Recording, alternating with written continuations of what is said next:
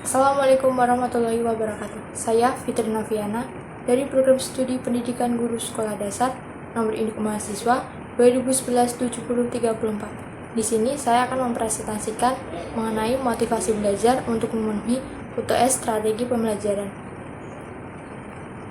Di sini saya akan menjelaskan tentang pengertian motivasi belajar, tujuan motivasi belajar, manfaat motivasi belajar, jenis-jenis dan contoh motivasi belajar, faktor yang mempengaruhi motivasi belajar, dan cara meningkatkan motivasi belajar untuk siswa usia 0-13 tahun. Pengertian motivasi belajar. Motivasi belajar menurut Sudarwan sebagai kekuatan, dorongan, kebutuhan, semangat, tekanan atau mekanisme psikologi yang mendorong seseorang untuk mencapai prestasi tertentu sesuai dengan apa yang dikehendakinya. Menurut Hakim, mengemukakan pengertian motivasi adalah suatu dorongan kehendak yang menyebabkan seseorang melakukan sebuah perubahan untuk mencapai tujuan tertentu. Menurut Whitway mengatakan motivasi adalah suatu kondisi atau situasi internal yang mengarahkan perilaku seseorang untuk aktif bertindak dalam rangka mencapai suatu tujuan. Kesimpulannya, motivasi adalah dorongan yang kuat dari dalam diri seseorang untuk mencapai tujuan. Tujuan motivasi. Menurut Sanjaya, ada beberapa hal yang perlu diperhatikan oleh seorang guru untuk meningkatkan motivasi belajar siswa, antara lain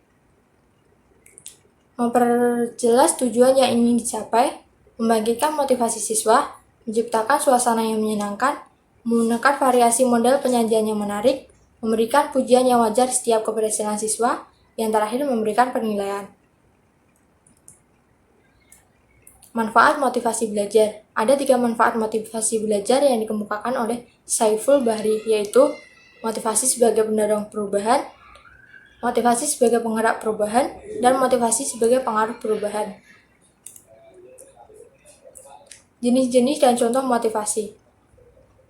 Motivasi intrinsik. Motivasi intrinsik adalah motif menjadi aktif atau fungsinya tidak perlu dirangsang dari luar, karena dalam diri setiap individu sudah ada dorongan untuk melakukan sesuatu. Contohnya, seseorang yang senang membaca tidak usah disuruh membaca, dia pasti akan mencari buku untuk dibacanya. Motivasi ekstrinsik. Motivasi ekstrinsik adalah motif yang aktif yang berfungsi karena adanya rangsangan dari luar. Contohnya, seseorang itu belajar karena dia tahu bahwa besok akan ulangan, dengan harapan akan mendapatkan nilai yang baik sehingga dipuji oleh temannya. Faktor yang mempengaruhi motivasi belajar. Yang satu, kehilangan harga diri. Yang kedua, ketidaknyamanan fisik. Yang ketiga, frustasi. Yang keempat, teguran yang tidak dimengerti. Yang kelima, memuji yang belum dibicarakan atau diajarkan. Yang keenam, materi terlalu sulit atau mudah. Cara meningkatkan motivasi belajar siswa usia 0-13 tahun.